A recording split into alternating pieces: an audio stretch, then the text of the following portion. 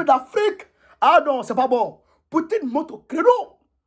Il dit que la situation qui se passe aujourd'hui dans le Moyen-Orient, entre Israël et la Palestine, il dit que c'est de la manipulation des États-Unis. Les États-Unis et leurs États satellites veulent déstabiliser le monde pour asseoir leur hégémonie. Il dit que c'est eux qui tirent les ficelles. Ce qui revient à dire que Netanyahou, le régime de Netanyahou était un régime fantoche qui est dirigé par les États-Unis. Il dit que l'incursion qu'il y a eu au Daghestan, dans l'aéroport contre les Israéliens, il dit en réalité, c'est les services ukrainiens gérés par les Américains qui ont manipulé ces gens-là. Ah non, il est monté au créneau. Chers camarades d'Afrique, c'est les vidéos, écoutez-la. Et au même moment, la Chine envoie 6 destroyers, 6 navires de guerre. 6 navires de guerre au niveau des eaux israéliennes. C'est pas pour aller soutenir Israël, hein? C'est pour aller soutenir son passage commercial. L'eau internationale là-bas, là, l'eau internationale au niveau de la Méditerranée, là, c'est pour aller défendre sa position.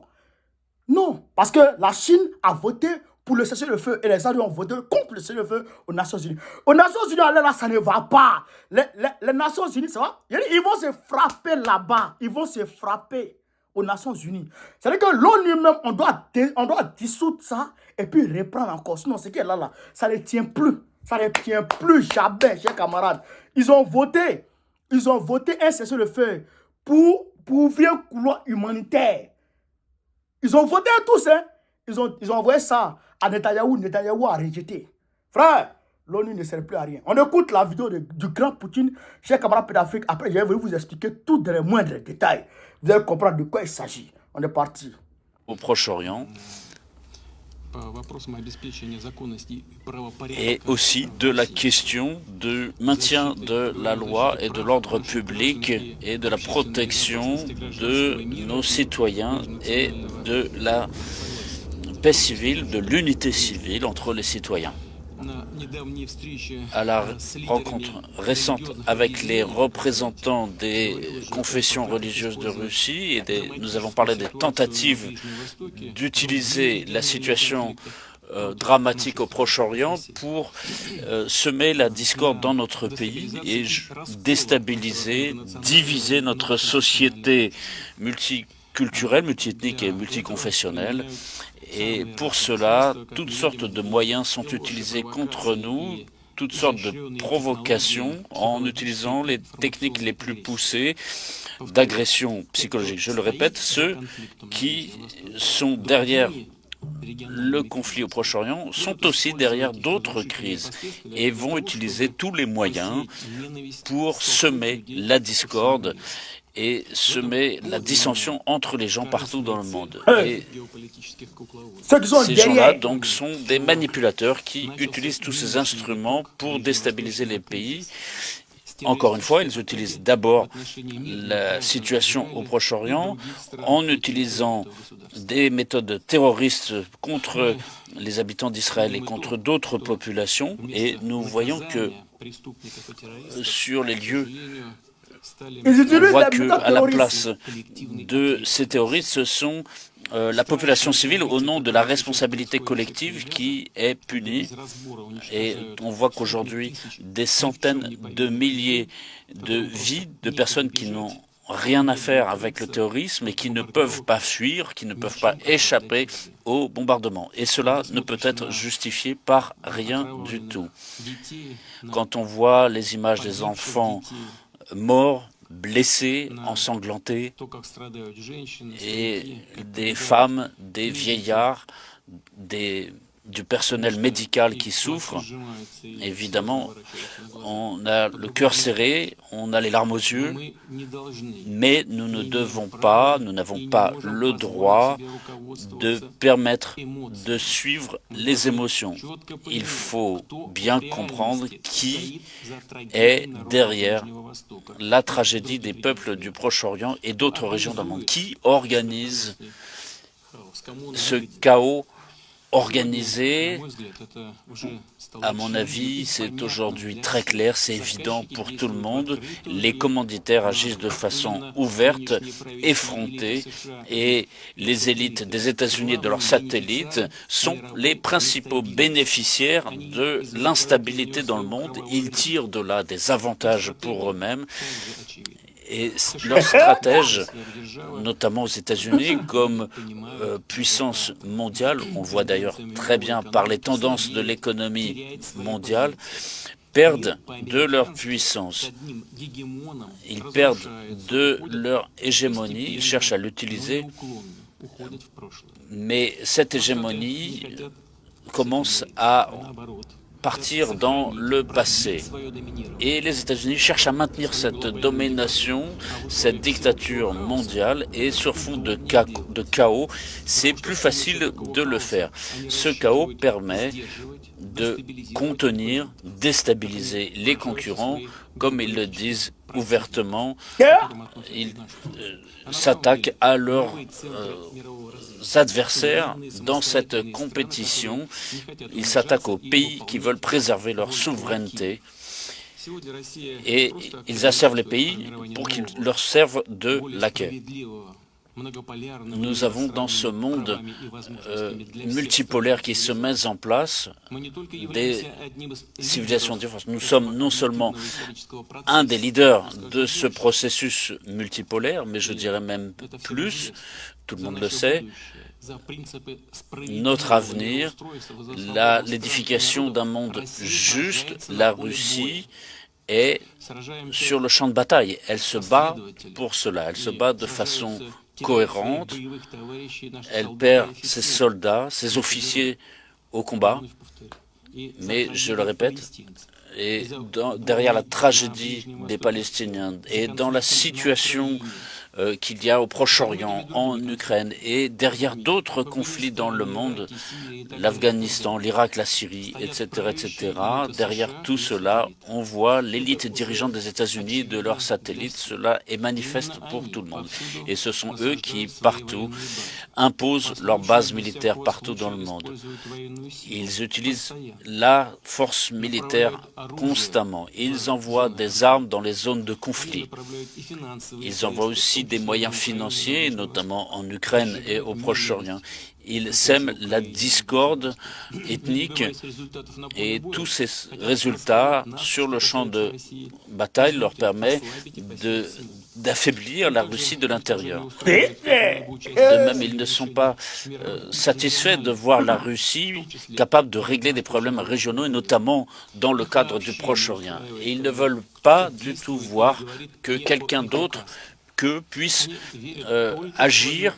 Ils ne croient qu'en leur propre force. Ils se considèrent comme tout permis et sur cette terre sainte. Et ils établissent le chaos au Proche-Orient et donc discréditent tous les pays qui veulent appeler à un cessez-le-feu immédiat à Gaza. Ceux qui veulent arrêter les fusions de sang et qui sont prêts à apporter une contribution réelle au règlement de la crise et non pas la parasiter. Et on voit que la position clairement exprimée de la communauté internationale est visée, elle fait l'objet de discrédit, elle fait l'objet de critiques. Et on voit dans les pays orientaux, contrairement aux pays occidentaux, on ne voit pas chez eux de démarche aussi pernicieuse. La clé de la résolution du conflit est la création d'un État palestinien pleinement souverain et libre. Nous disons ouvertement, nous l'avons dit franchement plusieurs fois, tant à l'autorité palestinienne qu'au gouvernement israélien. Plus la Russie sera forte, plus notre société sera cohérente, plus nous serons capables de défendre nos intérêts et aussi les intérêts des pays qui sont victimes de la politique néocoloniale occidentale. Je le répète, il faut comprendre, savoir où se trouve la racine de ce mal, où se cache cette araignée qui veut tendre sa toile sur toute la planète, sur tout le monde. et qui veut notre défaite stratégique sur le champ de bataille et qui recourt depuis des décennies à l'usage des vies des gens, comme on le voit aujourd'hui en Ukraine.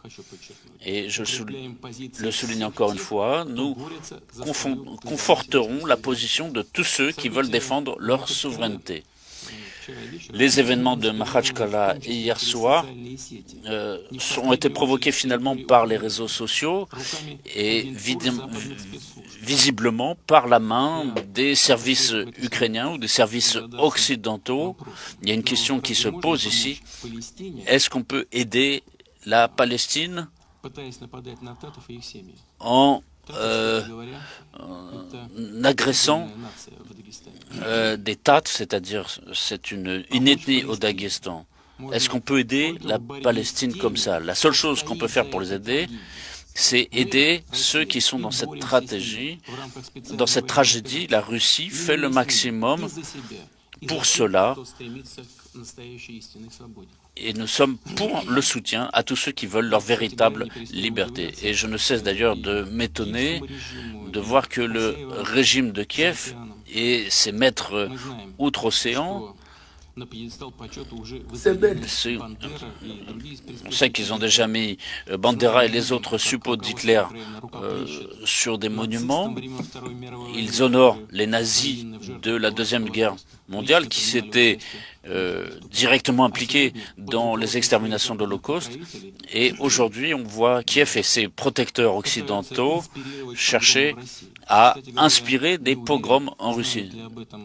D'ailleurs, je ne suis pas certain que tous aux États-Unis soient informés de cela. Ce serait peut-être bien que ceux qui se préoccupent des citoyens d'Israël qui enquêtent un petit peu sur ce dont s'occupent leurs services secrets en Ukraine, s'ils veulent susciter des pogroms en Russie. Voilà, il faudrait qu'ils se renseignent un petit peu.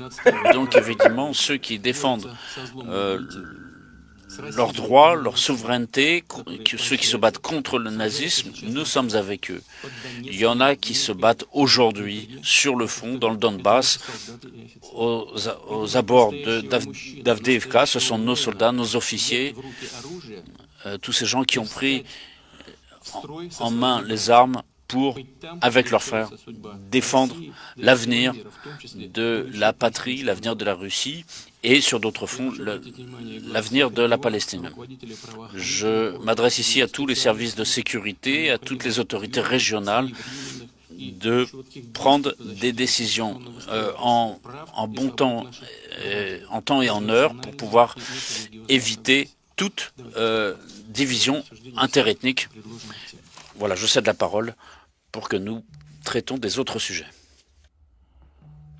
Camarades d'Afrique, donc, vous venez d'écouter Poutine. Vous avez entendu, non? Voilà. Vous avez entendu? Je vais décortiquer en 5 minutes les propos de Poutine qui étaient codés extra. Après, je vais aller m'étaler sur l'envoi des destroyers chinois. La Troisième Guerre mondiale, là, hein? C'est parce qu'il est difficile de le dire, sinon on est en plein dedans. La Troisième Guerre mondiale, la Première Guerre mondiale n'a pas été comme, même si elle a été sanglante, n'a pas été comme la Deuxième Guerre mondiale, n'a pas été comme la Première Guerre mondiale.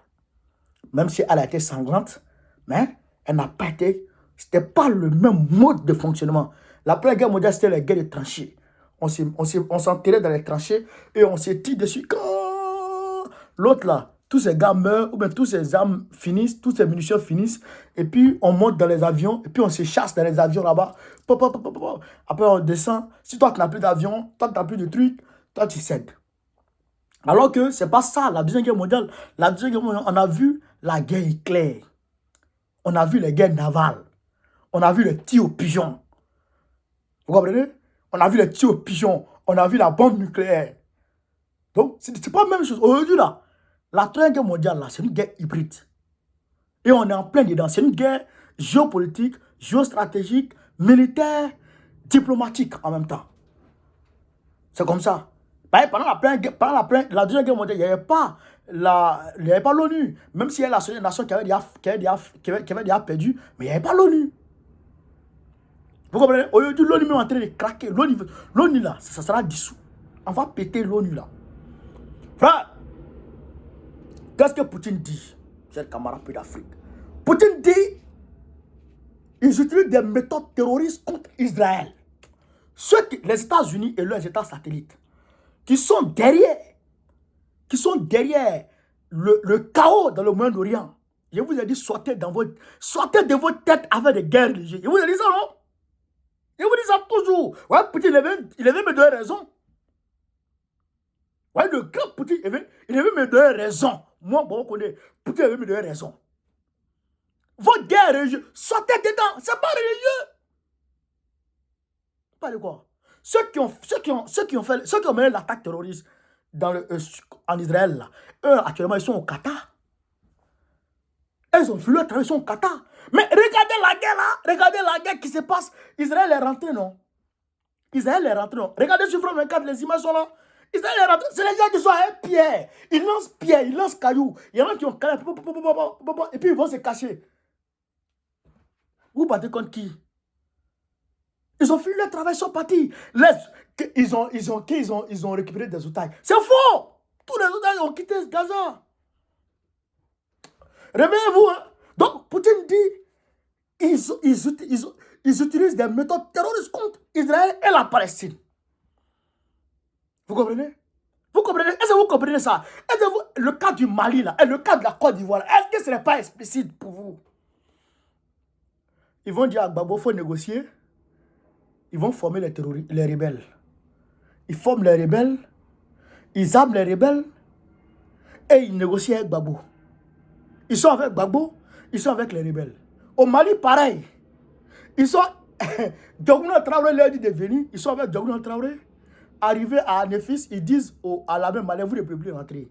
Et ils vont ramasser les terroristes, ils vont causer avec eux.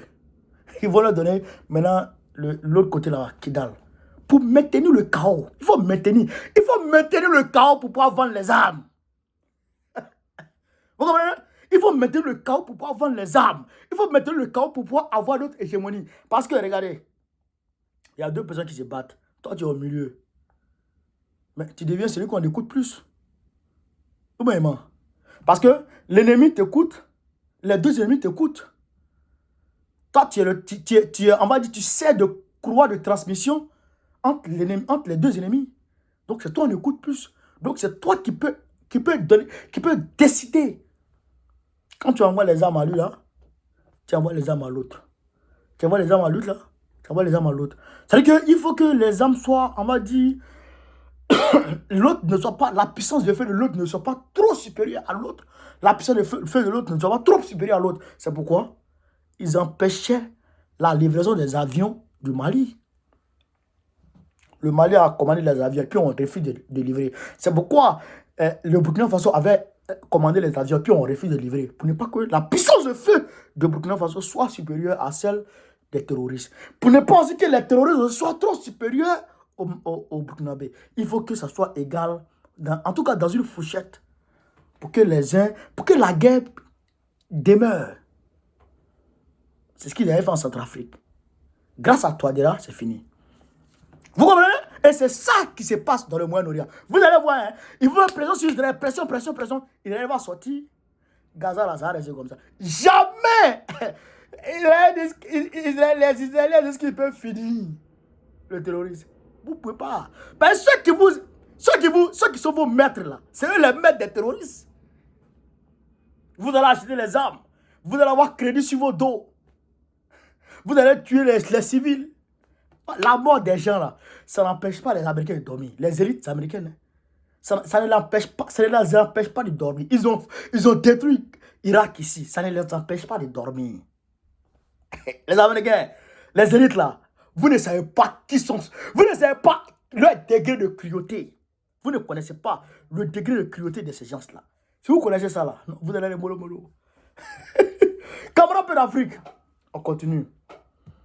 Donc, Poutine dit, il dit ça. Donc, et Ceux qui détruisent la Palestine, c'est les mêmes qui attaquent encore Israël. On continue. Ils perdent leur puissance. Ils sont en perte de puissance. Parce que la Chine, la Russie sont en train de travailler. Et tout le Sud global est en train de travailler à un monde multipolaire. À un monde multipolaire, à la naissance d'un monde multipolaire. Il a dit que la Russie en tout cas, est au centre ou à la tête même de ce combat-là. La Russie est leader de ce combat-là pour un monde multipolaire. Donc la Chine suit le mouvement. Donc c'est pourquoi les Américains sont en train de créer le chaos total. Il faut qu'ils créent le chaos partout à travers le monde pour pouvoir comment on appelle ça? On va dire, détruire la Russie de l'intérieur. C'est pourquoi ils ont créé la guerre en Ukraine. Et là, ils veulent créer encore la guerre. Ils sont en train de créer encore la guerre dans le Moyen-Orient. Ils sont en train de créer la guerre dans le Moyen-Orient. Comment on appelle ça? Les Arabes, là, ils sont intelligents. Bon, pas qu'ils sont intelligents, parce qu'eux-mêmes, de toutes les façons, les élites arabes, là, de toutes les façons, eux là, Donc, eux, en tout cas, ils ne mordent pas à la maison pour le moment. Parce que les États-Unis veulent un chaos total dans le Moyen-Orient. Ils sont en train de faire comme s'ils ne sont pas là pour un chaos, mais ils veulent un chaos total. Quand il y a le chaos total, maintenant, ils vont empêcher la circulation, dans la mer Méditerranée. C'est pourquoi ils ont envoyé leur navire de guerre dans le Moyen-Orient, dans la mer Méditerranée. Ils ont envoyé 2 navires de guerre d'abord dans le Moyen-Orient pour contrôler totalement la mer Méditerranée. Vous comprenez? Pour contrôler totalement la mer Méditerranée. C'est pourquoi la Chine envoie des destroyers en mer Méditerranée pour pouvoir, elle aussi, contrôler cette mer. Parce que vous avez entendu Poutine, les Américains créent le chaos pour détruire, pour empêcher leurs concurrents d'avancer. Donc, si eux, ils ont la maîtrise de la mer Méditerranée, ils peuvent boucler la mer Méditerranée. C'est pourquoi la Chine envoie. Je vous ai dit qu'on est en plein dans la 3e guerre. Camarades d'Afrique, écoutez ici. Édition britannique, la Chine transfère des navires de guerre au Moyen-Orient. 22 octobre 2023, date de publication. La Chine envoie ses navires de guerre dans la région d'Israël. Dans la région d'Israël, écoutez très bien. Craignant que le conflit israélo-palestinien ne dégénère en guerre à grande échelle. Selon la publication britannique The Sun, le 44e groupe opérationnel de la Plague Navy est parti pour le Moyen-Orient. De la Plague Navy est parti pour le Moyen-Orient. 6 navires de guerre de la marine de l'APL sont déployés au Moyen-Orient. 6, 3 d'entre eux ont participé à des manœuvres conjointes avec Flotte Oman. Eux est désormais prêt à rejoindre les côtes israéliennes en raison de l'aggravation de la situation dans la région. Samedi, la 44e force opérationnelle d'escorte navale chinoise a quitté Mascate et s'est dirigée vers la mer Méditerranée. Le groupe comprend le destroyer Zibo du projet 052D, la frégate Jinzhou, et le navire de ravitaillement intégré Qiandao. Non, il y aura main. Le deuxième groupe serait localisé quelque part au Koweït. Mais ce n'est pas sûr. Il comprend le destroyer type 052 Urumqi, la frégate Lini et le navire ravitailleur Dong Pingu. Ok, on suppose que la Chine entend protéger ses communications en cas de conflit. En cas de majeur. Le fait est qu'un grand trafic maritime transite par cette région. Un grand trafic maritime transite par cette région, y compris vers la Chine. Pékin craint qu'elle soit perturbée à mesure que le conflit s'intensifie. Plus tôt, la Chine a officiellement déclaré qu'elle prônait avec la Russie, écoutez très bien, qu'elle prônait avec la Russie la désescalade du conflit au Moyen-Orient et qu'elle soutenait également la création d'un État palestinien indépendant. Voilà ce que la Chine dit. Donc, ce qui veut dire que la Chine et puis les États-Unis sont diamétralement opposés par rapport à ce conflit. La Chine et puis la Russie sont alignés dans ce conflit, chers camarades pédophiles. Il faut comprendre les choses. Quand on parle, les gens peut-être qu'ils regardent mon âge, ou je ne sais pas, pour peut-être envoyer des commentaires de folie, des pasteurs, des pasteurs de salon, qui réfléchissent avec leur tibia. Ils n'ont pas de cerveau pour réfléchir. Bande de nullards.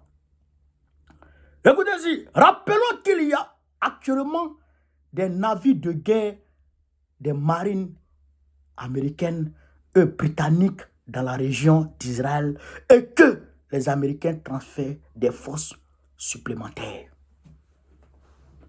Les forces supplémentaires américaines vont aller chez quoi là-bas.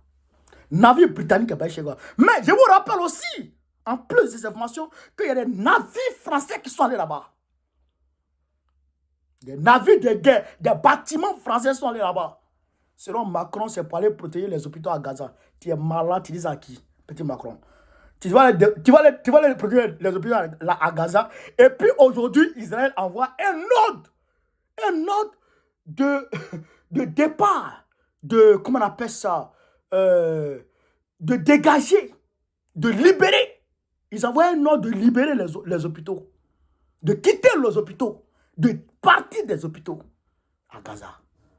Et Macron a dit qu'il envoie un navire pour aller protéger les hôpitaux. Bon, il se moque de qui? Il se moque de qui? Ce conflit-là, les gens ne savent pas.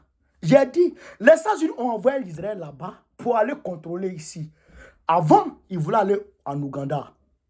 En Ouganda, Israël que vous voyez là, l'État devrait pousser en Ouganda. Ouganda, pourquoi? Parce que l'Ouganda fait frontière avec le Congo. Donc, ils ont laissé ça, ils sont venus ici. Mais ils n'ont pas laissé le Congo, hein. Ils n'ont pas laissé le Congo, malgré ils sont venus dans le Moyen-Orient pour avoir un accès direct au Moyen-Orient. Et puis contrôler la corne de l'Afrique à travers Djibouti, Éthiopie, etc. C'est pourquoi l'Éthiopie est toujours chaos. C'est pourquoi l'Éthiopie est toujours déstabilisée. Mais les gens ne comprennent pas. Ils pensent que c'est Shebab, ceci, cela. Les gens ne savent pas de quoi il s'agit. Vous ne savez pas de quoi il s'agit. Même si vous ne savez pas de quoi il s'agit. Donc qu'est-ce qui se passe? Ils ont déstabilisé là-bas. Mais ils sont toujours allés au Congo. À travers qui? À travers le Rwanda. Pour avoir une porte de rentrée sur le Congo. Le Congo fait 2 millions de kilomètres carrés. La zone, la terre là. C'est-à-dire que la terre bénie de Dieu, c'est là-bas. La terre bénie de Dieu, c'est au Congo. Une terre qui est, c'est-à-dire qu'à 100% riche. 100% riche. La terre du Congo. Donc, les Américains et puis les Occidentaux, obligatoirement, il faut qu'ils aillent là-bas. Il faut créer le chaos là-bas. C'est pourquoi il dit que Tshisekedi n'est pas bon. Mais les Congolais pensent que c'est une histoire de tribu. Donc, Tshisekedi est le seul, parmi les candidats qui prétendent être président là, Tshisekedi est le seul Congolais. Donc, et c'est lui celui qu'on doit soutenir. Bon, regarde-moi des choses, des gens comme ça. Des gens qui prennent leur réflexion pour mettre dans sape, pour porter. Qui prennent leur tête pour mettre dans sape pour porter. Bon, eux, ils vont dire quoi? Ils vont dire quoi? En tout cas, force à ceux qui réfléchissent comme nous et qui sont avec nous dans le combat. Mais dites-vous que moi, je ne suis pas dans... Et il y a certains Congolais qui m'appellent parce que j'allume Tshisekedi. Il y a certains qui m'appellent. Ah, bon, mais je ne vous donne pas mon numéro pour m'appeler, pour discuter avec moi. Je ne suis pas votre ami. Moi il ne faut pas me dire à quelqu'un, hein? On est camarades, tu as l'information, tu me donnes. Un point, un trait. Je ne suis pas ton ami. Je dis ça aux gens. Je ne suis pas ami avec rien. Hein. Moi, je travaille avec les gens. On est camarades de lutte. Et puis, amitié, c'est deux. Donc, ne m'appelez pas pour papoter. Pourquoi? Ah, ben, pour papoter pour moi. Avec moi, pourquoi? On n'est pas amis. On est camarades de lutte. On est ensemble dans le combat. Mais on n'est pas amis. Ça, c'est très important. Donc, camarades, Voilà un peu la situation géopolitique mondiale. Et je salue le Niger, le Burkina Faso, le Mali qui sont en train de chasser le terrorisme. Mais tant que la Libye n'est pas totalement stable, c'est pourquoi ils ne veulent pas que la Libye soit stable. Ils ne veulent pas que la Libye soit stable. En janvier 2023, normalement, il devrait y avoir des élections. Je pense janvier-février 2023, je pense. Ou bien c'était fin 2022. Il devrait y avoir élection en Libye. Le fils de Kadhafi était bien parti. Mais les Américains sont venus mettre leurs pieds dedans. Oui, comme par magie, les terroristes commencent à bombarder en même temps. Et les gens qui ne voient pas loin vont accuser les pauvres terroristes qui ne savent pas comment on fabrique armes, ne savent pas comment on fabrique munitions. Voilà. Il ne faut pas regarder ceux-là. Ceux-là, ce n'est pas les ennemis. Ceux-là, c'est les envoyés des ennemis. Donc, il faut regarder derrière. Non seulement tu les combats, mais combat ceux qui les envoient. C'est ça qu'il s'agit. Camarades peu d'Afrique, vive l'Afrique libre. Vive la paix dans le monde. À bas l'impérialisme. À bas l'impérialisme. Vive la paix dans le monde. Vive l'Afrique libre. Vive le panafricanisme. Je vous remercie. On est ensemble.